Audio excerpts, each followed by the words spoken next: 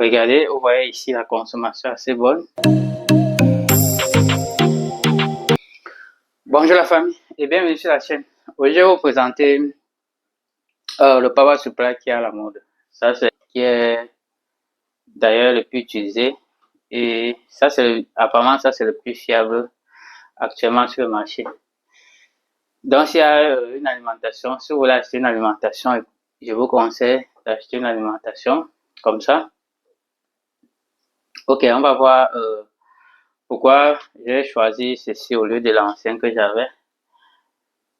La première chose ici, la première chose qu'on peut constater ici, c'est que vous voyez ici on a 3 chiffres, ici on a 4. Il est toujours important d'avoir plutôt 4 chiffres au lieu de 3.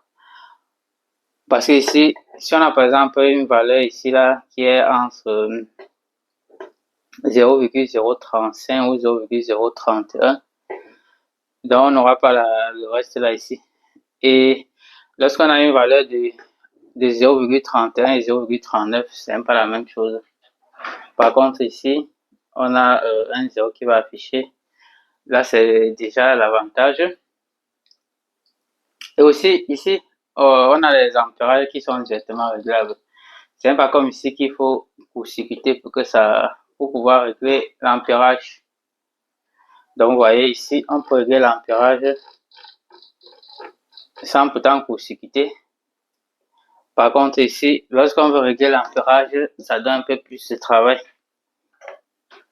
Là, je suis obligé de brancher et de court-circuiter d'abord. Regardez, avant de régler maintenant l'ampérage. Donc, vous voyez qu'ici, avec l'ancien, ici, on a pas mal de problèmes. L'autre avantage, c'est que le power supply, ça le fast charger qui est intégré. Donc, du coup, lorsqu'on veut tester, je n'aurai plus besoin, lorsque j'ai ça, d'utiliser le fast charger pour tester si le téléphone charge ou pas. Donc, on va directement brancher sur l'un des 6 ports qui sont ici et qui sont d'ailleurs ajustables. On a d'autres ports ici pour charger le téléphone. Ok, et l'autre avantage, c'est que notre Shotkiller aussi, l'autre avantage qu'on aura avec ça, c'est que ça aussi, le Shotkiller qui est intégré, on peut utiliser ça pour injecter la tension. Donc, avec ça, vous n'êtes pas forcément obligé d'acheter un Shotkiller, vous pouvez l'utiliser un peu comme le Shotkiller. Par contre, ici, regardez.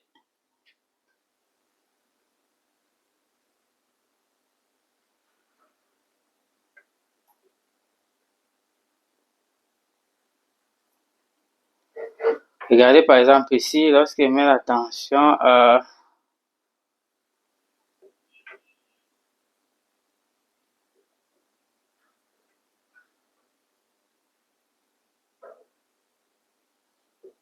1 volt, je vais essayer de régler l'ampérage. Donc, ok, les amis, comme vous constatez, vous avez vu qu'ici, on a deux grandes différences. Premier avantage à donner ici, c'est qu'ici, on a plutôt 3 0 et ici, on a 4 0. C'est l'un des avantages d'ailleurs qui est très important. Et celui-ci, il dit que ça, le shot qu'il a intégré, on a une recherche de panne qui est assez facile lorsqu'on utilise ça pour chercher le problème. Vu qu'ici, les valeurs sont fiables lorsqu'on diagnostique. Avec la valeur, on peut directement connaître la pièce qui a un problème. Pourtant, ici, la valeur n'est pas nette. Donc, ici, ça varie beaucoup. Et on peut aussi savoir aussi le fast charge à intégrer. Et on a aussi l'ampérage automatique, comme je vous ai dit. L'ampérage se règle sans avoir besoin de court-circuiter quoi que ce soit. Vous voyez. C'est pour ça d'ailleurs qu'ici, on a les protections de tension et de courant. Si on a un court-circuit directement, ça se met à biper. Et où ça s'arrête. Donc, ça va dépendre du réglage qu'on a mis dessus.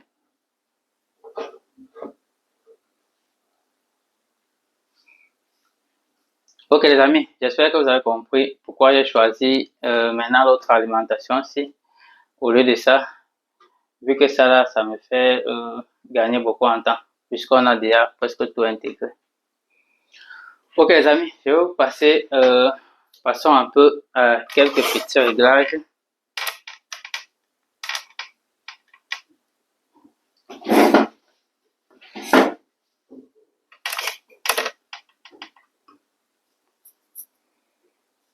Ok les amis, comme vous pouvez voir ici, ça c'est le bouton démarrer. Ici on démarre notre alimentation ici. Là on règle, ça c'est la tension, pour régler la tension. Ici c'est pour régler le courant. Juste ici on a la mémoire, vous voyez ici, ça c'est l'autre avantage qu'on a, qu'on peut programmer les tensions. Vous voyez, ici j'ai quelques tensions que j'ai programmées. Vous voyez, si je tourne, ensuite je reviens ici. Vous voyez, et à chaque fois lorsqu'on appuie une tension, ça affiche toujours l'ampérage. Vous voyez, regardez. À chaque fois qu'on appuie, il y a toujours l'ampérage qui affiche.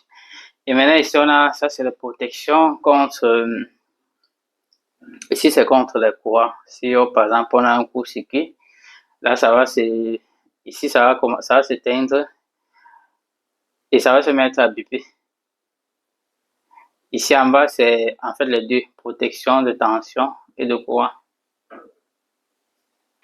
Et ici on peut régler, vous voyez qu'ici on peut régler soit à 8,4 parce que ici lorsque c'est sur l'option 8,4 si, j'espère que vous voyez bien, lorsque c'est sur 8,4 si, ça veut dire que la tension ne peut pas dépasser les 8,4. C'est comme une sorte de protection.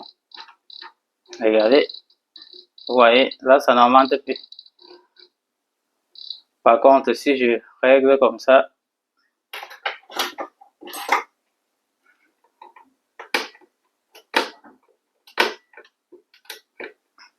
vous voyez, par contre, si je règle comme ça, là, ça peut augmenter. C'est comme une sorte de protection. Vu que sur le téléphone, on n'a pas besoin de plus de 8 volts, ça ne sert à rien de régler ici.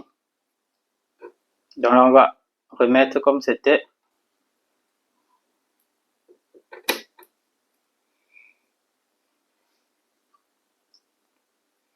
Ok, ici c'est annulé.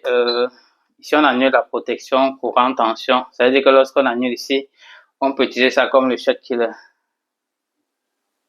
Lorsque ça n'affiche plus ici, les valeurs ici, vous voyez, il n'y a plus d'éclairage. Lorsqu'on appuie ici, ça veut dire que maintenant on peut utiliser notre alimentation comme le shot killer. Ok, ici on a 6 ports ajustables. Donc c'est la même chose directement que le face. Vu que sur le face, on a aussi 6 ports, on a la même chose ici. Donc là, on peut brancher le téléphone pour vérifier si ça consomme en charge ou pas. Vous voyez, ça une fois le face intégré. Plus besoin de face lorsqu'on a l'alimentation ici. Ici, on peut régler, ici, bon, ça c'est les charges rapides. Vous branchez directement le téléphone, là ça charge. Sauf comme ici, ça l'indique, ça ne va pas indiquer ici. Le téléphone va charger, mais sans indiquer ici. Par contre, lorsque vous branchez ici, ça vous montre directement la consommation sur l'écran. Ok les amis, on va tester, on va faire quelques tests de la charge pour voir. Là ici, je vais régler la tension où je peux directement appuyer sur ma tension enregistrée. Ici, j'ai mis la tension de charge à 5,2 et l'ampérage, si j'appuie, vous voyez l'ampérage est à 3,5. Ça veut dire que là, je peux brancher mon téléphone.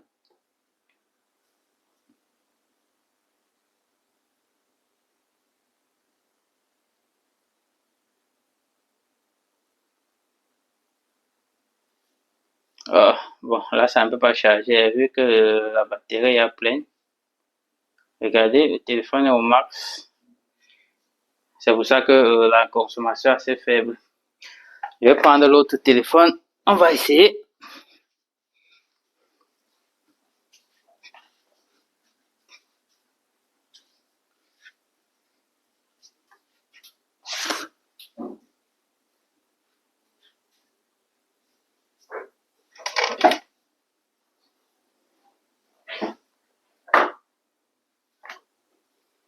Regardez par exemple, ici la batterie a Ici, la batterie à 70, on va tester.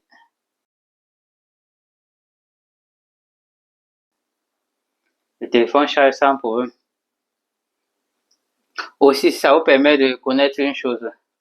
Que lorsqu'on a une chute de tension, le téléphone s'arrête de charger. Regardez, si lorsque c'est en charge, lorsque je baisse, lorsque la tension baisse, donc il faut tout savoir que la tension est importante. Lorsque c'est à 5,2, c'est pas pour rien. Le téléphone charge plus rapide que lorsqu'on a 5, par exemple. Regardez, lorsqu'on a 5, on a l'ampérage qui a chuté. Regardez, si on passe à... Plus on descend, plus le téléphone charge plus lentement. Et plus on descend, plus le téléphone ne va plus charger. Vous avez vu? Là, le téléphone a arrêté de charger. Si j'enlève, je rebranche, vous voyez, là, ça va prendre la charge, mais ça ne va pas charger, vu que la tension est faible. Donc ici, ça vous permet de détecter certains problèmes. Donc si vous voyez comment la tension est importante que le téléphone charge, plus la tension est faible, plus le téléphone ne peut pas charger. Là, c'est vrai que ça signale la charge, mais vous voyez ici, il n'y a pas de consommation. Ça ne charge pas. Par contre, lorsque j'augmente, vous voyez la consommation. Vous voyez.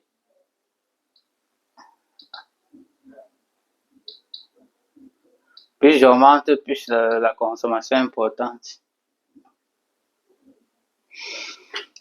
C'est pareil pour tous les points. Vous pouvez brancher n'importe où vous voulez ici. Ça va charger sans problème.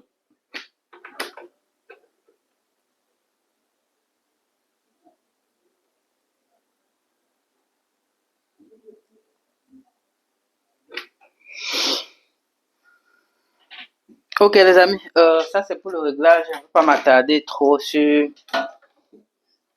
Ça a été pour montrer, pour vous présenter. Je ne vais pas m'attarder trop sur le réglage. Je pense que je vais faire une vidéo pour vous montrer comment on règle tout. Mais on va passer sur l'option test. Par exemple, lorsqu'on veut utiliser le shot killer, il faut que la lumière ici soit éteinte. Il faut éteindre, on appuie ici. Pour ça s'éteint. Sinon, lorsqu'on va court-circuiter, ça va commencer à se bipper. Regardez. Là, ça indique qu'on a un court-circuit. Vous voyez ici, ça a bippé, la tension est restée, mais regardez. Ça met tout à 0.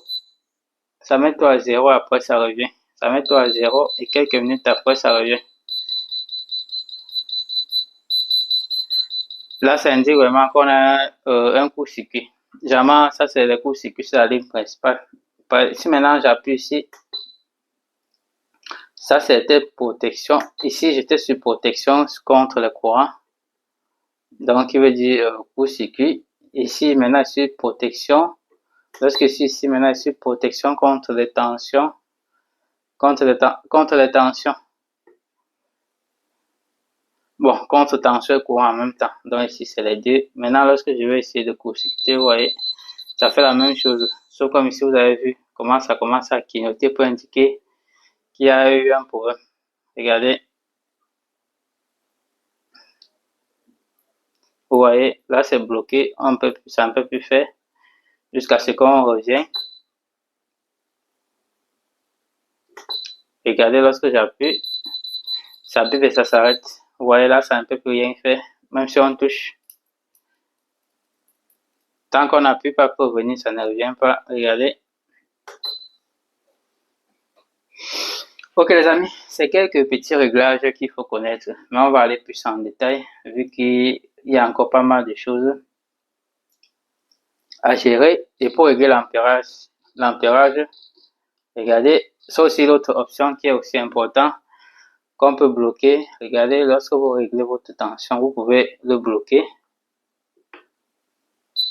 pour éviter lorsque vous bougez trop, pour éviter que ça bouge. Regardez, lorsque vous bloquez, ça ne peut plus rien augmente.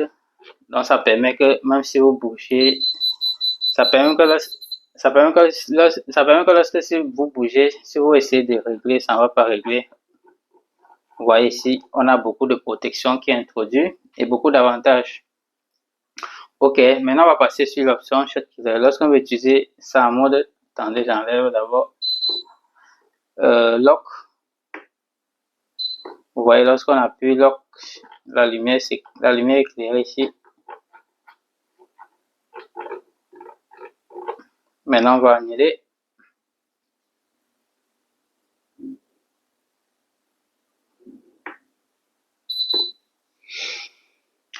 OK. Maintenant, on va tester le shot killer. Lorsqu'on veut tester, utiliser ça en mode shot killer, il faut appuyer ici pour annuler la lumière qui est ici. Là, ça va annuler la protection du courant ou de tension ou les deux. Donc, vous appuyez ici. Maintenant, vous pouvez l'utiliser ça en mode shot killer. Regardez, maintenant, vous voyez.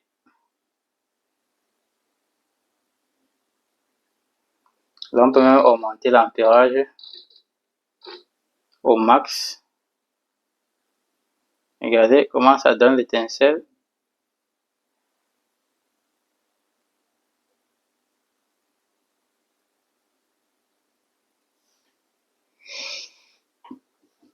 Ok les amis, j'espère que vous avez compris. Je vous ai donné les avantages qu'il y a lorsque vous avez une alimentation comme ça. J'ai dit, première des choses, c'est que ici on a 3 valeurs, ici par exemple, ici on a 4. Il est toujours important de savoir si c'est que ici on a 0,031.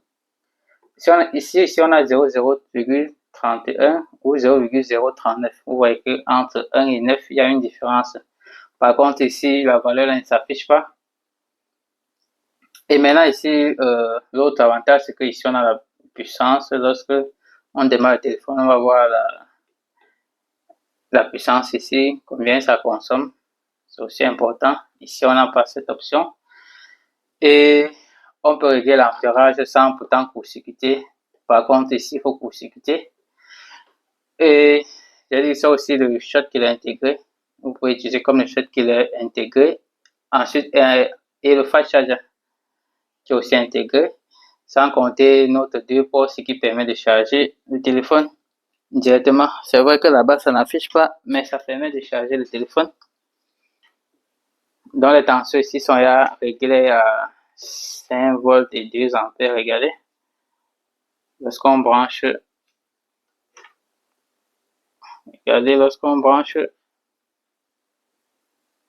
vous voyez, ça se met à charger. Sauf comme ici, ça n'indique pas. Ça, c'est pour une.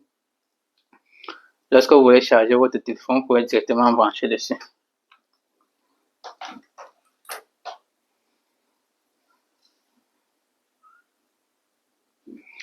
Ok, et les autres avantages qu'on a ici, ce sont les protections qu'on peut avoir. Protection, ampère, tension, tout ça.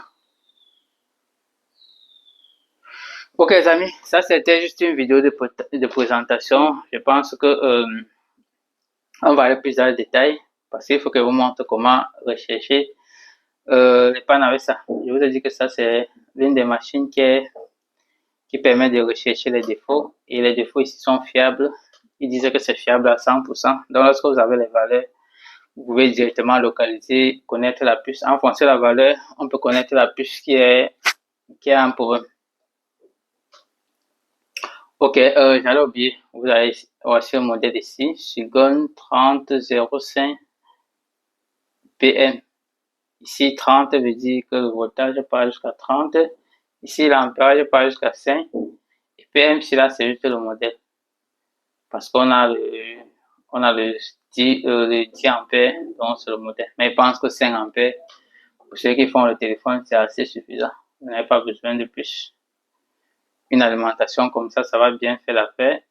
Ici, là, c'était la même chose. Ici, c'est 30,05. Donc, ici, on avait toujours 30 volts et 5 ampères. Ici, ça, c'est le modèle Power Supply. DC Power Supply. Donc, vous avez vu. Ok, les amis, c'est ce que je tenais à vous présenter sur cette alimentation. Vous avez vu, c'est vraiment important. Donc, si vous voulez, donc ici, là, il faut que si vous voulez acheter, il faut acheter une alimentation comme ça. Pendant la réparation, il y a 2 choses qui sont vraiment très importantes. Les autres, vous pouvez acheter ce que vous voulez, mais il y a 2 choses qu'on ne blague jamais pas avec, ce qui concerne l'alimentation et le multimètre. Parce que ce sont les deux là Si les deux là ne vous donnent pas les bonnes valeurs, ça c'est compliqué de gérer. Moi, je m'en sortais avec l'autre parce que bon, je savais que ça avait quelques erreurs, du coup, je connaissais comment m'ajuster avec. Par contre, ça va vous donner la bonne valeur. Je vais vous présenter aussi le multimètre qu'il vous faut aussi, un multimètre qui affiche la valeur exacte. Ok les amis, likez, abonnez-vous et à bientôt. Je vais revenir sur ça pour vous indiquer tout en détail et comment gérer les problèmes. On va faire une autre vidéo. Ça, c'est juste une vidéo de présentation. Likez, abonnez-vous, partagez, c'est super important pour moi. Et les amis, j'ai dit que la formation sont prévues pour la fin du mois prochain. Donc, d'ici la fin du mois prochain, on va lancer. Pour ceux qui sont vraiment intéressés, vous pouvez déjà nous contacter. Ok, pour le moment, on est en train de gérer les équipements qui sont dans les normes de réparation. Donc, c'est pour ça que je prends les alimentations qui sont à la mode. Lorsque vous avez les alimentations comme ça, c'est plutôt facile. Si vous avez un problème, c'est plutôt facile qu'on puisse vous aider à distance. Ok, les amis, donc si vous êtes intéressé par la formation, laissez-moi un message. Là, on va voir comment il faut laisser un message pour garantir votre place, vu que le nombre de places est limité. Il faut déjà envoyer un message pour garantir votre place. Ok, les outils sont en route. Je vais vous présenter déjà lorsque ça va arriver. Ok les amis, abonnez-vous, likez, partagez et à bientôt.